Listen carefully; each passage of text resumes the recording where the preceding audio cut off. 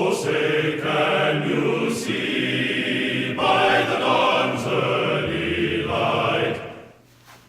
At ease. A recent article on the MUFON site entitled UFO Sightings Visualization Competition held by data crunchers.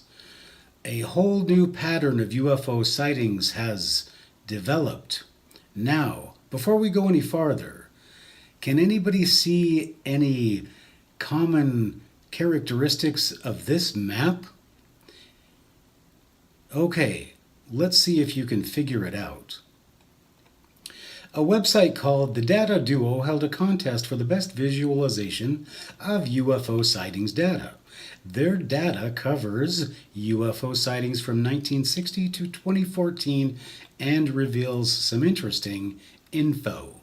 The Data Duo's third hashtag Duo Dare is for the best visualization of UFO sightings. The data set includes latitude and longitude data, so they were able to produce some cool looking maps. However, there is little to be gleaned from the maps, but there are still other bits of info they obtained. The data duo Pooja Gandhi and Adam Crahan made their best attempts at showing the data, and although I am partial to Pooja's map, Adam is the lead when it comes to votes. Previously, I have referred to these sorts of graphics as infographics, but the data duo referred to them as viz. That is short and coder. Here are the visualizations.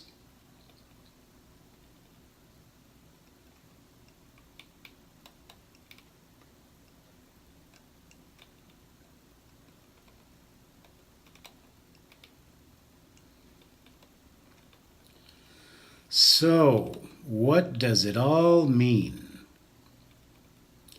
An article has popped up on Bustle about Adam's map, and they note the areas where there are more sightings and ask some experts why these might be more sightings in these areas. An article has popped up on Bustle about Adam's map, and they note the areas where there are more sightings and ask some experts why there might be more sightings in these areas. However, there is a problem with this. If you look at this map and a map of the United States at right, you will see the similarities. As you can see, they are similar. This is because UFO sightings are reported more frequently in areas that have more people, which makes sense. In order to discover where there are more sightings, it is more accurate to look at the areas that have more sightings per person.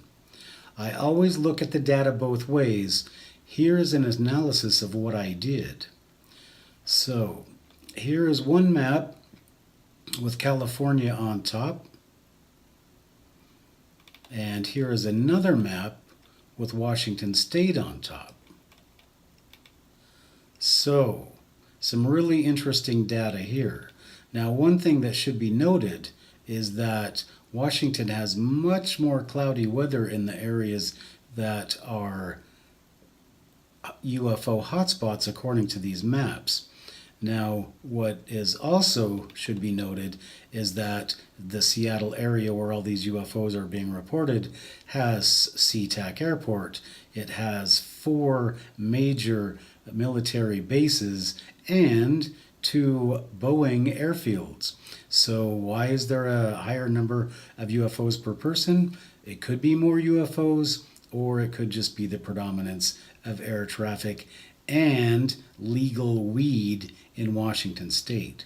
So there's your data for today, but it sounds like if you want to see a UFO, Washington State would be the place to come and see it, although I don't recommend coming here because you'll get stuck in traffic.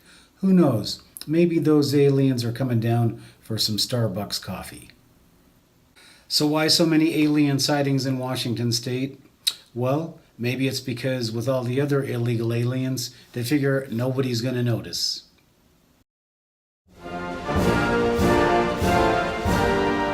Carry on, America.